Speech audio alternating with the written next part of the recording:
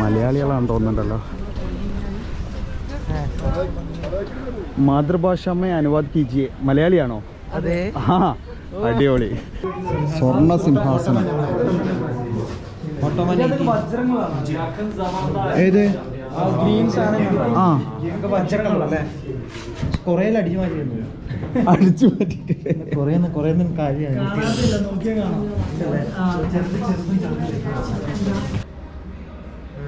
Walnut tree, ടോർട്ടിൽസിൽ mother of pearl, chrysolite, turquoise, ruby, gold, silver, crystallised codes.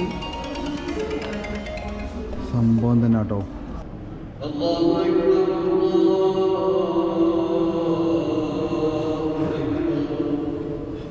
Good morning. പിന്നെ Sultan Ahmed, ഇസ്താംബുളിൽ സുൽത്താൻ അഹമ്മദ് എന്ന ഏരിയയിലാണുള്ളത്. പിന്നെ നമുക്ക് ഇവിടെ ആദ്യമായിട്ട് കാണാനുള്ളത് സുൽത്താൻ അഹമ്മദ് മോസ്ക് തന്നെയാണ്. അപ്പം ഞാൻ നിൽക്കുന്ന ഹോട്ടലിൽ നിന്ന് 9 മിനിറ്റ്സ് വാക്കിംഗ് ഡിസ്റ്റൻസ് കാണിക്കുന്നുണ്ട്. അപ്പോൾ നമുക്ക് ഇന്നത്തെ പരിപാടി നടത്തം തന്നെയാണ്.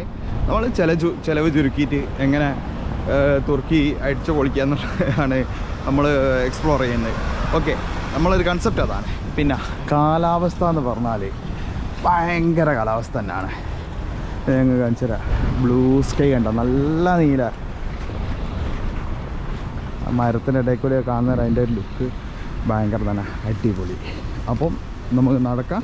ഇന്ന് എന്തൊക്കെ കാഴ്ചകളുള്ളതെന്നുള്ളത് കാണിട്ടോ. എത്തിട്ടോ. ഇവിടെയാണ് ഇതാ സുൽത്താൻ അഹമ്മദ് മോസ്ക്. എന്താ ഒരു കാഴ്ച. ഒന്നാമത്തെ പ്രത്യേകിച്ച് ഇന്നത്തെ ഈ ക്ലൈമറ്റ് ഉണ്ടല്ലോ, വല്ലാത്തൊരു ക്ലൈമറ്റ് തന്നെ. അടിപൊളി ക്ലൈമറ്റ്. ഇന്ന് തണുപ്പും രാവിലെ മഴ പെയ്തതും കൊണ്ടാണെന്ന് തോന്നുന്നുണ്ട് ഇത്രയും ക്ലിയർ ആയത് ആകാശം, നീലാകാശം. ഓക്കെ, അപ്പോൾ അതാണ് പള്ളി. ഇവിടെയുള്ള പള്ളികളൊക്കെ തന്നെ, അതായത് ഹയ സോഫിയ ആണെങ്കിലും സുൽത്താൻ അഹമ്മദ് ആണെങ്കിലും 8:30 ഓപ്പൺ ചെയ്യുന്നത്, 12:30 വരെ. അത് പ്രയർ ടൈമിന് ക്ലോസ് ചെയ്തിട്ട് വിസിറ്റേഴ്സിനെ അനുവദിക്കുന്നതല്ല. അപ്പോൾ പിന്നെ 2 മണിക്ക് തുടങ്ങിയിട്ട് 16, 15, 4:15 വരെ, പിന്നെ 5:15 തുടങ്ങിയിട്ട് 18 എന്ന് പറഞ്ഞാൽ എത്ര, 6:30 പിന്നെ ക്ലോസ് ചെയ്യും. അപ്പോൾ അങ്ങനെയാണ്. സുൽത്താൻ അഹമ്മദ് മോസ്ക് പൂട്ടിയിട്ടാണല്ലോ. അപ്പോൾ നമ്മൾ ഹയ സോഫിയൻ്റെ ഒന്ന് കയറി വെക്കാമെന്ന് വിചാരിക്കുന്നത്. അപ്പോൾ ഹയ സോഫിയാണ് നമ്മൾ ഈ കണ്ടുകൊണ്ടിരിക്കുന്നത്. മലയാളികളാണ് തോന്നുന്നുണ്ടല്ലോ. മാതൃഭാഷ में अनुवाद कीजिए. മലയാളിയാണോ? അതെ. ആ അടിപൊളി. എൻ്റെ പേര് ഷമി. മുഹമ്മദ് അസീർ. ഇവിടെ തന്നെ? നിങ്ങൾ ബിസിനസ് ടൂർ. എന്താ പേര്? നിസാർ. എവിടെ നാട്ടിൽ? കണ്ണൂരല്ലേ? കോഴിക്കോട്. ചെറുങ്ങനെ വ്ളോഗിങ് ഒക്കെ ചെയ്യുന്നുണ്ട്. അപ്പോൾ നമ്മൾ അതെ, തുർക്കിയിൽ. അതാണ് ഞാനും ചിന്തിക്കുന്നത്. കുറേ ദിവസം ഇവിടെ 10 ദിവസമായിട്ട് നമ്മൾ മലയാളികൾ ആരെയും കണ്ടിട്ടില്ല. എന്താ ചെയ്യുന്നത്? ഞങ്ങൾ ഇവിടെ ആണല്ലോ പറഞ്ഞത്. ഞാനിവിടെ പഠിക്കുകയാണ്. തുർക്കിയിലൊരു ടൂറിസം കമ്പനി സ്റ്റാർട്ട് ചെയ്തിട്ട്. അപ്പൊ അമ്മ പറ്റിയ ആളാ കിട്ടിയേ. ടൂറിസം അന്വേഷിച്ചപ്പോൾ മനസ്സിലായത് തുർക്കിയിലെ ആദ്യത്തെ ഒരു ഇന്ത്യൻ ആരും ഇല്ലാന്നാ എനിക്ക് തോന്നുന്നത്. ഞാൻ ഗൂഗിളൊക്കെ സെർച്ച് ചെയ്തിട്ട് അങ്ങനെ ആരെയും കണ്ടിട്ടില്ല. ആരും ചെയ്യുന്നുണ്ടായില്ല. അപ്പോൾ നമുക്ക് ഇവിടെ ഉള്ള ഇൻഫർമേഷനൊക്കെ ഒന്നുകൊണ്ട് പേടിക്കണ്ട. നമുക്കുള്ള ആളായി എവിടെ പോയാലും മലയാളി ഉണ്ടാവുന്ന കറക്റ്റ് അല്ലേ? ഇവിടെ ഭയങ്കര ഫേമസ് ആണ് പുള്ളിക്കാരൻ. ഓക്കെ, റെഫറൻസ് കുറെ ആൾക്കാർ ഗൾഫിൽ നിന്ന് കുറെ ആൾക്കാർ സജസ്റ്റ് ചെയ്തായിരുന്നു. അപ്പൊ നിങ്ങൾക്കും എനിക്കും 1 മുതൽ പല കാര്യങ്ങളിലും ഉപകാരപ്പെടും അല്ലേ? ഓക്കെ, അപ്പോ എന്താ, അപ്പൊ നമ്മൾ ഹയ സോഫിയക്ക് നിങ്ങൾ കയറല്ലേ? ഓക്കെ, അപ്പോ ഈ കാണുന്ന ടോംബും 4 മിനാരങ്ങളും ഒഴിച്ച് ബാക്കിയെല്ലാം പണ്ടത്തെ ആർക്കിടെക്ചർ തന്നെയാണ്. ഒന്നും ഒരു മാറ്റവും ഇല്ല. ഇതിലേക്ക് ആഡ് ചെയ്തിട്ടുള്ളത് ഓട്ടോമൻസ് ഇത് കീഴടക്കിയതിനു ശേഷം ടോംബുകൾ മാത്രമേ വെച്ചിട്ടുള്ളൂ. ബാക്കിയെല്ലാം പഴയ സ്ട്രക്ചർ തന്നെയാണ്. ഓക്കെ, പണ്ട് ക്രിസ്ത്യൻസ് അല്ലേ അത്? ഓർത്തഡോക്സ് ലൈക്ക് ഇപ്പം എന്താ പറയുക, പോപ്പിന്റെ എത്രത്തോളം അവിടെ ഇത് സ്വീകാര്യമുണ്ട്, അതേപോലെ ഓർത്തഡോക്സുകാരുടെ ഒരു കേന്ദ്രമായിരുന്നു. അവരുടെ ഒരു കുതിസ് എന്നൊക്കെ പറയുന്ന പോലെ. അത് പിന്നീട് 1453 ഓട്ടോമൻസ് ഇസ്താംബുൾ കീഴടക്കിയിട്ടാണ് ഈ പള്ളി പിന്നീട് മാറുന്നത്. കുറേ കാലഘട്ടം 2 ആളുകൾ ഒരുമിച്ച് ഈ പള്ളിയിൽ ഉണ്ടായിരുന്നു.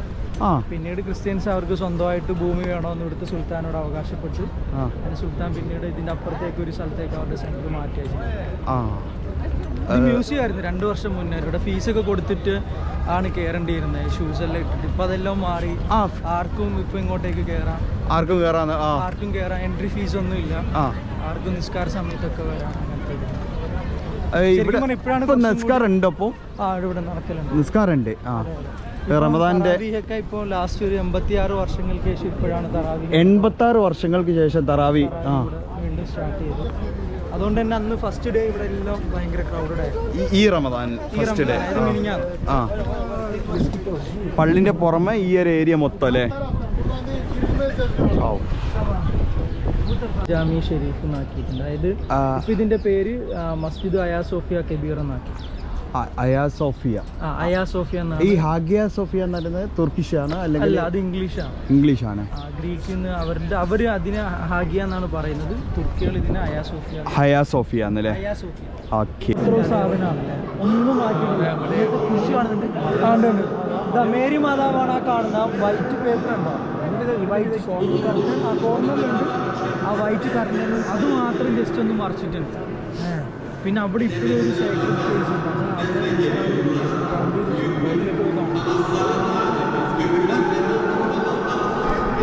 750 ആളുകളെ ഹാൻഡ് മെയ്ഡ് ആക്കി ഇരുത്തിയിട്ട് തുർക്കിന്റെ പ്രസിഡന്റ് ഈ പള്ളി ഓപ്പൺ ചെയ്തപ്പോൾ വഖഫ് ചെയ്തതാണ് ഈ മാറ്റ്. 750 ആൾക്കാർ.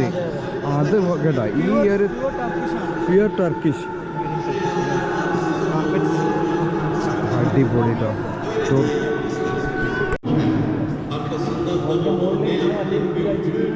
അത് ജസ്റ്റ് ഇവര് നടക്കാനുള്ള സൗകര്യം ഉണ്ടായിരുന്നു ആദ്യത്തെ, അപ്പോൾ അവർ നിർത്തിയതാണ് മുകളിൽ കൂടി അല്ലേ. അതവിടെ ഇങ്ങനെ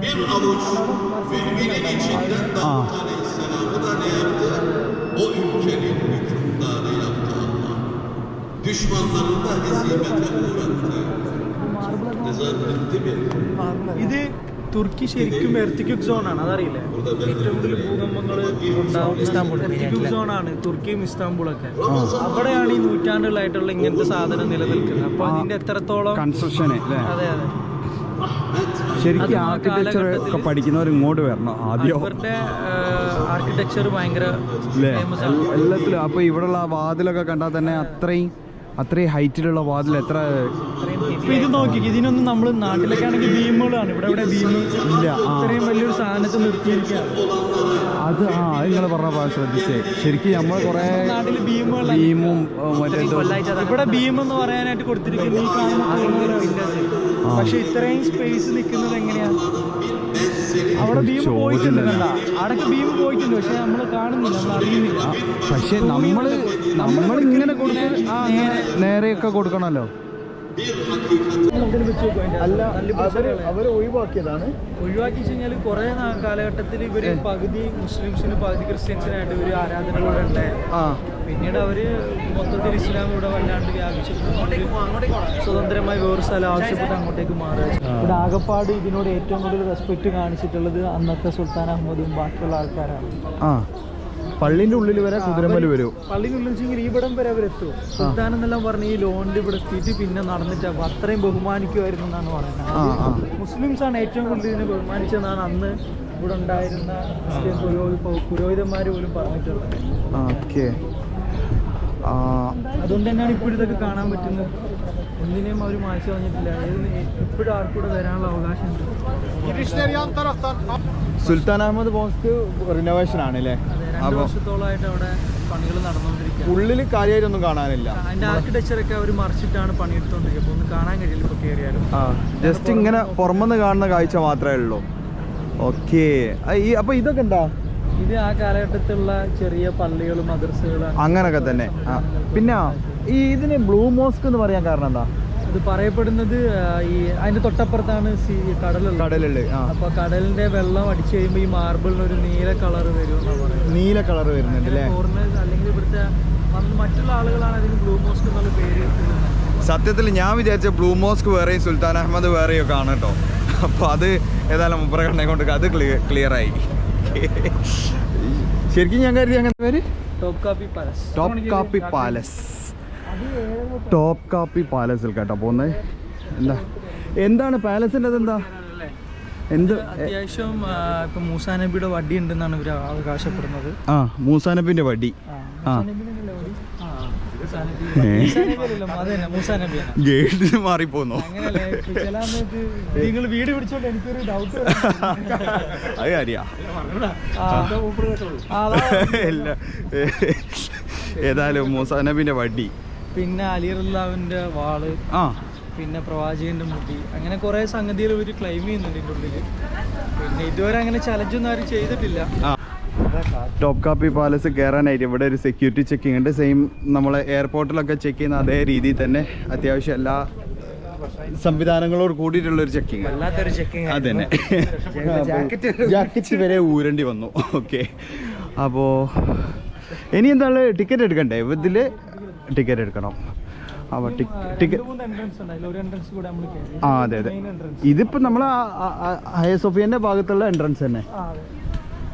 ഓക്കെ, ഹയ സോഫിയെന്ന് ട്രാമ്പ് ഇങ്ങോട്ട് മുറിച്ച് കിടന്നാൽ താഴോട്ട് നടന്നാൽ കിട്ടുന്ന എൻട്രൻസ്.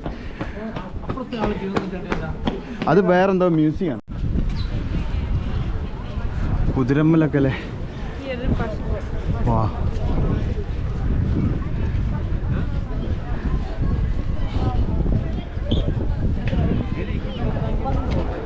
ഇതാണ് ടിക്കറ്റ് കൗണ്ടർ അല്ലേ? പിന്നെ ടിക്കറ്റ് എടുക്കാം. സംഭവം നല്ല വെയിലാണ്, അത്യാവശ്യം നീളമുള്ള ക്യൂ ആണ്. ആർക്കും ഒരു പരാതികളോ പ്രശ്നങ്ങളോ ഒന്നുമില്ല കേട്ടോ ക്യൂവിൽ. അവിടെ നിന്നാണ് നമ്മൾ ക്യൂ നിന്നത്. ഏകദേശം കുറച്ച് അതാണ് കൗണ്ടർ. ഓക്കെ, 3 ടിക്കറ്റ് എടുത്തു. അപ്പോൾ അവരിവിടെ ഉണ്ടല്ലോ. 200 ലിറയാണ് കേട്ടോ പെർ ഹെഡ്. ഇതിൻ്റെ ഉള്ളിൽ കയറാൻ 200 ലിറയാണ്. സോറി,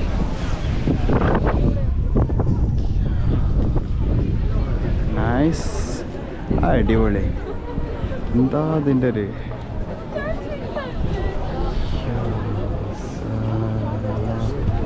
കുതിര എന്ന് പറഞ്ഞാൽ ഇതൊക്കെയാണ് കുതിര.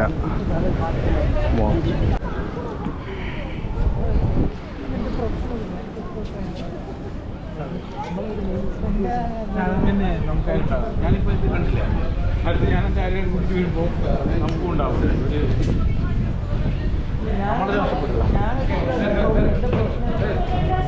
നമുക്കത് കാണിക്കാനേ പറ്റൂല. ഓരോ തവണ വരുമ്പോഴും ആദ്യമായിട്ട് വരുന്ന പോലെ തന്നെ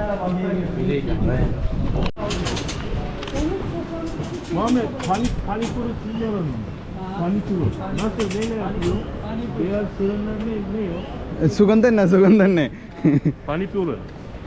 എന്താണ് പാനിപൂരി? ഇന്ത്യൻ. ഓക്കെ, മൂപ്പർക്ക് പാനിപൂരിയാണ് ഓനെ. മൂപ്പർക്ക് ബോംബെയും സൽമാൻ ഖാനോ ഇപ്പൊ ലാസ്റ്റ് ഇറങ്ങാൻ പോകുന്ന പടം ഇവിടെ ഷൂട്ട് ചെയ്ത. ഇവിടെ ആ സംഭവം എന്ന് വെച്ചാൽ കൊറോണ വന്നിട്ട് ഇങ്ങനെ പോവാ. ഇതാ ഇവിടെയാണ് അതൊക്കെ ഷെഡ്യൂള്. ഇപ്പൊ എൻ്റെ ഇവിടെ വരുന്നവരൊക്കെ തന്നെ ആദ്യം എന്നോട് പറയുന്നത്, നമ്മളിത് ടെൻഷനൊക്കെ എടുത്ത് പണ്ടാരടങ്ങിയിട്ട് ഒരു ഫ്രീ ആയിട്ടാണ് വരുന്നത്. അവിടെ നസീറെ നമ്മളൊന്നും അന്വേഷിക്കില്ല, എനിക്ക് എത്രയാ വേണ്ട പൈസ പറയാനാണ് അവർക്ക്. അതാ വേണ്ട, വേറെ ടെൻഷൻ അടിക്കാൻ. ഇതൊന്നും ഇതിൽ വരുന്നില്ലല്ലേ? ആ ഭയങ്കര അടങ്ങിയ ഫാമിലി ആയിട്ട്.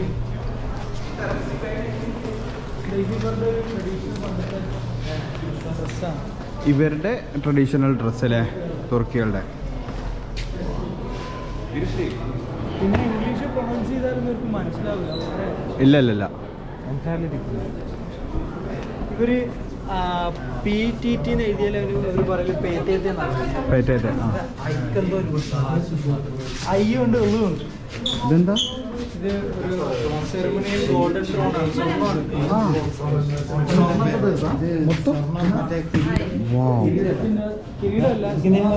സിംഹാസനം, സ്വർണ്ണ സിംഹാസനം.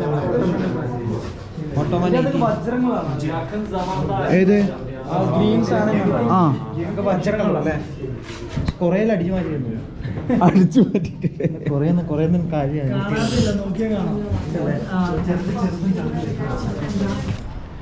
എന്താ ഒരു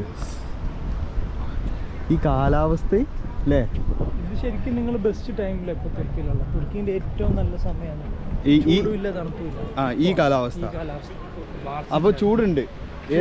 ഏത് മാസം തൊട്ടിട്ടാ ചൂടുള്ളത്? July August September. July August September. നമ്മളെ സമ്മർ ഇവിടുത്തെ GCCയിലെ സമ്മറിൽ ഇവിടെ ഈ ചൂട് തന്നെയാണ് അല്ലേ? പക്ഷെ വലിയ ചൂടൊന്നും ഉണ്ടാവും. ഒരു 20, 30. ഓക്കെ. പക്ഷെ എന്നാൽ തന്നെ വലിയ ഇവിടെ ഫാനൊന്നും ഇല്ലല്ലോ. ഇവിടെ വരാൻ പറ്റിയ ഏറ്റവും നല്ല സമയം ഏത് മാസം? മാർച്ച് തൊട്ട് ജൂൺ വരെ. മാർച്ച് മിഡ് തൊട്ട് ഒരു ജൂൺ ലാസ്റ്റ് വരെ. പിന്നെ ഒരു സെപ്റ്റംബർ മിഡ് തൊട്ട് നവംബർ വരെ. ഓട്ടവും സ്പ്രിങ്ങുമാണ് ഇവിടുത്തെ ബെസ്റ്റ് ടൈം. ഈ സെപ്റ്റംബർ തൊട്ടിട്ട് നവംബർ മിഡ് വരെ എന്താണ് കാലാവസ്ഥ? ശരി, തണുപ്പിലേക്ക് പോകുന്ന സമയം. ചൂടിന് പിന്നെ തണുപ്പിലേക്ക് മാറും. വലിയ ഐസൊന്നും ഉണ്ടാവില്ല. പിന്നെ വിന്റർ വേറെ.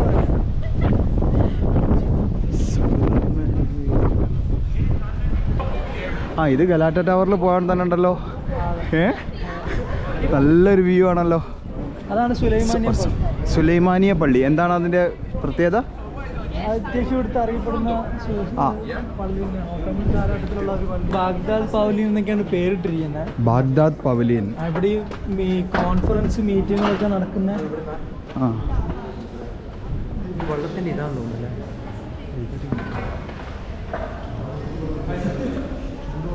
ഇവിടെ ഒരു ത്രോൺ ഉണ്ടായിരുന്നത്, അത് മാറ്റിയത്. ഇതിന്റെ മൊസൈക്കുകളൊക്കെ അതല്ല, ഒരു ഗോൾഡൻ സാധനം. അപ്പുറത്ത് അടച്ചിട്ടിട്ടല്ല. അത് ഗവൺമെന്റിന്റെ ഫെറി സർവീസ് ആണ്. ഏത് ഇത് പോകുന്നത്. പിന്നെ അതല്ലാണ്ട് ഉള്ളത് അതേപോലെ തന്നെയാണ് പ്രൈവറ്റ് ക്രൂയിസും വരുന്നത്. ഇവിടുന്ന് ബുർസയിലേക്കൊക്കെ പോവാം, ഫെറിക്കുണ്ട്. അപ്പൊ ഇവിടുന്ന് കടലിൽ കൂടെ എത്ര? 40 തുർക്കിഷ് ലിറ.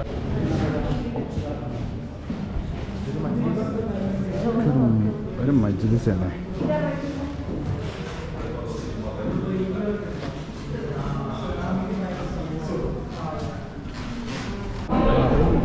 വജ്രം അതിൻ്റെ ഒന്നെടുത്ത് പോയാലോ? ഇവിടെ ആരുണ്ടോ? ഫുള്ള് വജ്രത്തോണ്ട് ഉണ്ടാക്കിയ സിംഹാസനം. സുൽത്താനഹ്മദ് ഒന്നാമത്തെ സുൽത്താനഹ്മദിന്റെ ഒരു സാധനം ഇതിൽ എഴുതിയിട്ടുണ്ട് എന്തൊക്കെയാണ്. വാൽനട്ട് ട്രീ, ടോർട്ടിൽസിൽ mother of pearl, chrysolite, turquoise, ruby, gold, silver, crystallised coats. സംഭവം തന്നെ കേട്ടോ. ഇതൊക്കെയാണ് സിംഹാസനം എന്ന് പറഞ്ഞല്ലേ.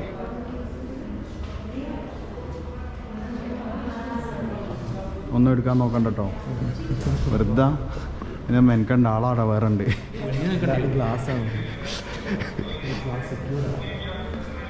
എന്താ അവിടെ ഒരു മെമ്പർ? ആ കാലത്ത് ഉപയോഗിച്ച വാളുകളല്ലേ.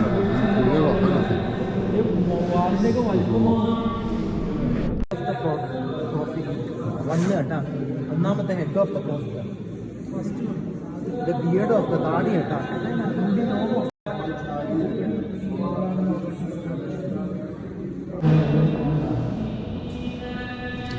ഇത് ഫാത്തിമ ബീവിന്റെ വസ്ത്രമാണ്. ഇൻഫർമേഷൻ ഉണ്ടോ കറക്റ്റ് നോക്കി? ഞാൻ പറയുന്നു, അതായത് കണ്ടില്ല വാട്സപ്പിൽ.